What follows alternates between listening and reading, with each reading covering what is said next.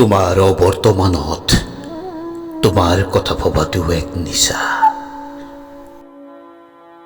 অভিমানবোৰ কেতিয়াবা ইমান দীঘলীয়া হয় যে জীৱনত হয়তো তাক কেতিয়াও ভাঙিব নোৱাৰি। শব্দবোৰ গাঁঠোতে বাৰে বাৰে উজুতি খাওঁ অজানিতে। চুৰি হ'ব পাৰে তোমাৰ শব্দ, তোমাৰ অধৰত অহাৰ শব্দবোৰ বৰ আপোন।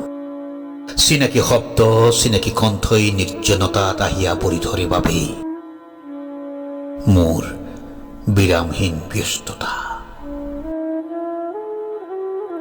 মই নিজক বুজাব নোৱাৰাৰ দুখত আজীৱন দুখী। তথাপি হৃদয়ৰ সৰল বিশ্বাস,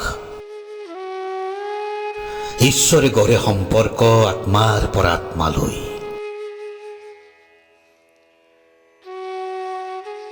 শৰীৰবিহীন সম্পৰ্কত মাদকতা বেছি, য'ত নাথাকে বঞ্চনাৰ ইতিহাস। প্ৰতাৰিত হোৱাৰ দুখ, বুকুৰ পৰা বুকুলৈ শব্দৰাজ আহেৰে গঢ়ি উঠে সাকো। এক অদৃশ্য সাকো,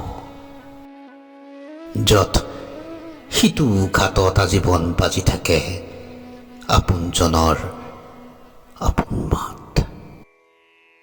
প্ৰতিদিন বলি থাকক ভাল পোৱাৰ এজাকত দৃশ্য বতাহ।